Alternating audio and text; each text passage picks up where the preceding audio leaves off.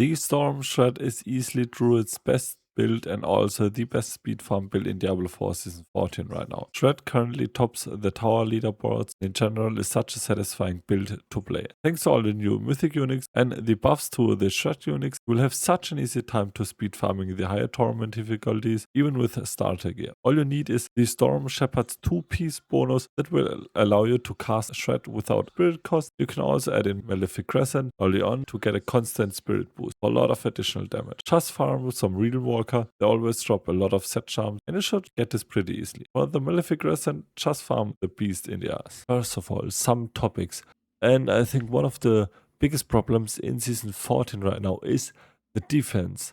How can you fix your defense? Let's go through our defense option, and the main and most important option is the Gaethlan's Birthright, because this will give us plus to cycling armor. If you can crit it, you can even get more cycling armor. If you can get this on a chair, you can get up to like 6 cycling armor or something, total 7 or 8, and you can get like crazy amount of cycling armor ranks, although you only have 1 point invested, and you will get 30% damage reduction on top, and cycling armor is automatically cast every 5 seconds, as you can see. So I don't need it on my hotbars. As you can see, I don't have any cycling armor on my hotbar, and it will still get triggered through my Gaethlan's Birthright. That's giga huge. So if you want to farm it, farm either Laurel Seer or farm it through the Exquisite Blood and craft it with the Amalgamation in the cube, or just simply get some blue or helmet and go for the upgrade to unique option. Then you have a chance to get this, but only do this with the ancestral one. Then you have a guaranteed ancestral upgrade. I did this and I got this from my cube, so this is really important puzzle piece. In addition, we also have a legendary chest. Right now I got the Great Storms aspect. We have a chance to get ferocity charges. Ferocity charges mean more attack speed, but on top of that we also get damage reduction while we have ferocity. That's really big. You can also get on this chest max life, armor, and either get your all res or plus 2 defensive or cycling armor, but I think all res would be the best case, and then also get some willpower on it. And I would also recommend to you to temper your max life.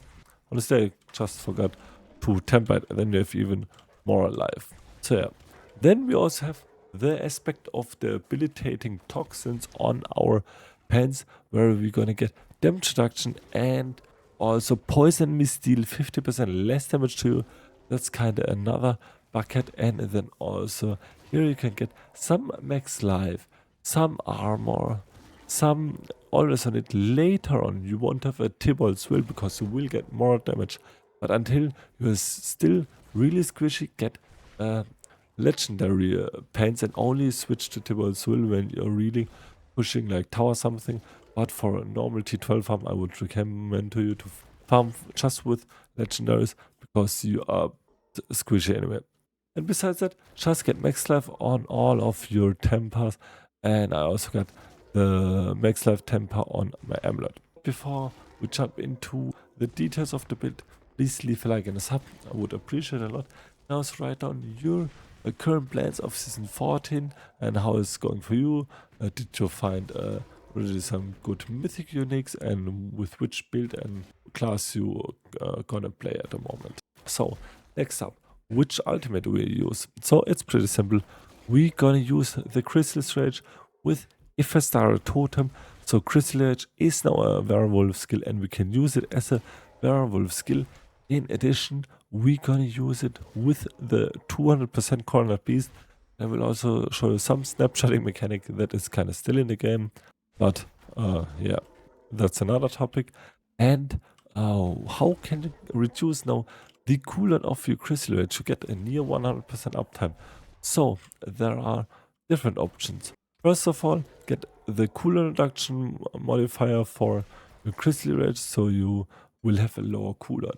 Then also get your Spirit Boon, the Calm Before the Storm. So our nature magic skills, in this case our Lightning Storm and the Shred and the Hurricane, has a chance to reset or to lower the cooldown by 2 seconds of our Grizzly Rage. On top of that, get Calamity, so our Grizzly Rage also has a longer duration, and then also get cooldown reduction as your tempers on both things. You can even think about getting cooldown reduction affix or temper on your amulet, and then also get cooldown reduction on your helmet. This will help you a lot to get the cooldown reduced and to have near of a 100% uptime of your Grizzly Rage. And of course, just get your max rings of Grizzly Rage into it. Okay, so now let's talk about the snapshotting mechanic. What is snapshot? Well, it's pretty simple. Things like Lightning Storm that will get turned on when you trigger it once, and it will simply be turned on because of your Storm Shepherd set will snapshot all the damage modifiers that you will have active at this time. So, for example, if you don't have any damage modifiers active and you will press Lightning Storm and you will then activate things like debilitating roar damage or the Grizzly Rage damage, you won't get that damage for your Lightning Storm. So keep in mind that you need to activate all of your skills before you cast Lightning Storm.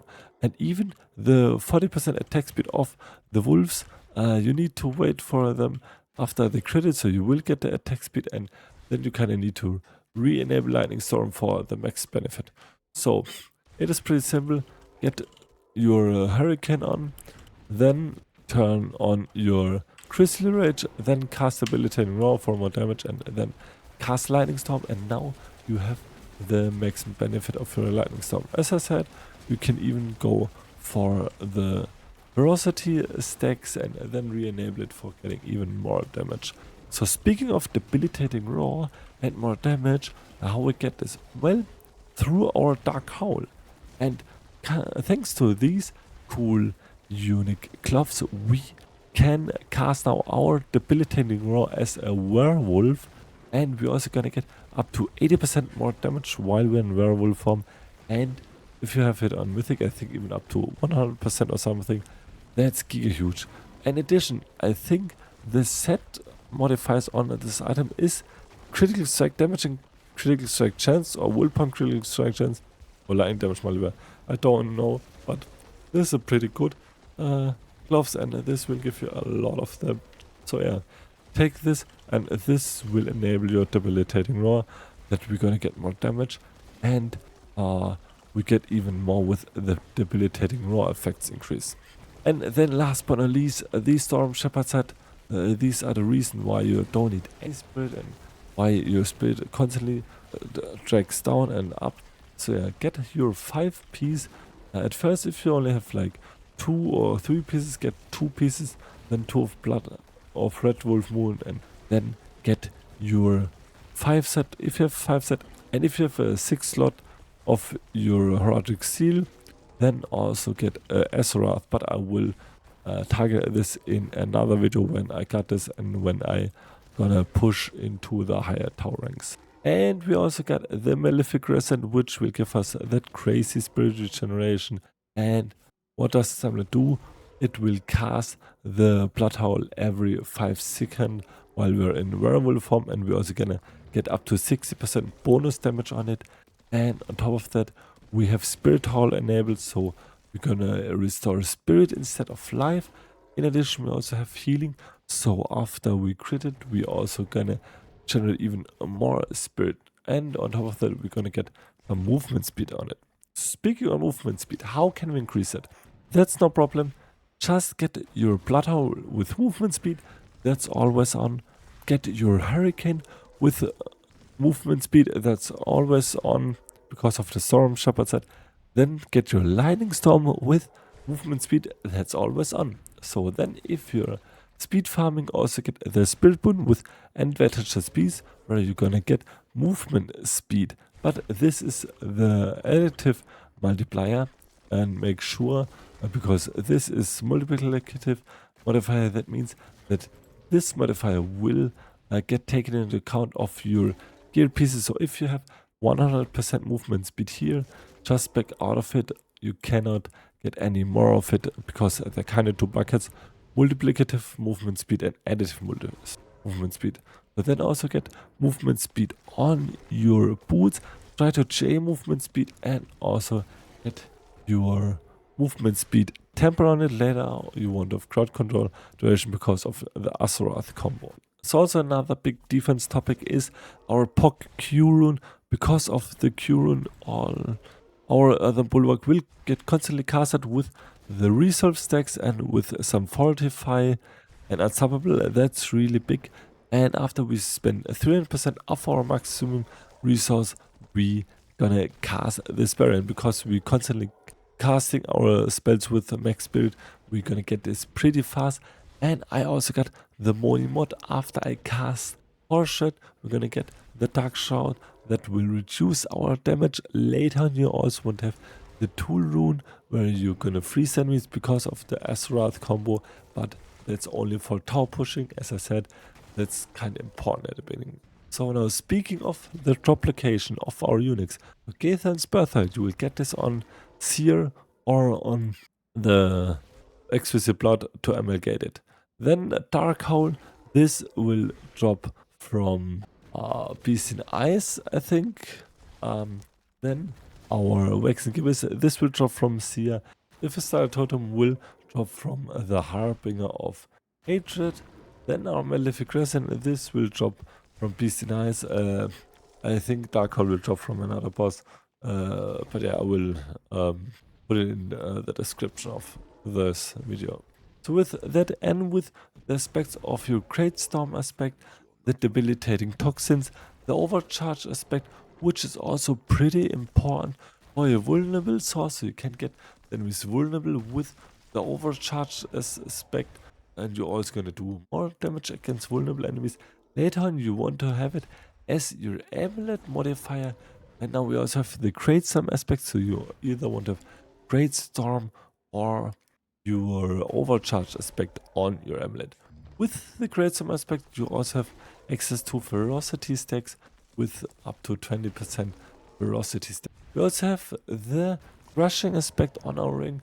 Later on you will have the Ariadas ring on here that, for example, has the current leader of the Druid, so the Dirge of Aradai which will give you even more damage and give you a spirit after you cast a spell, so that's your way to go.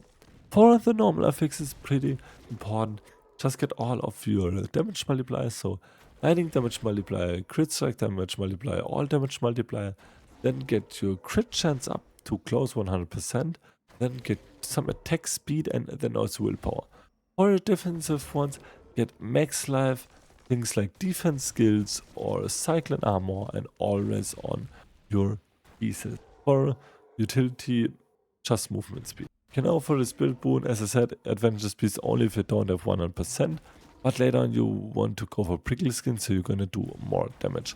For eagle, go for Elven Wrath.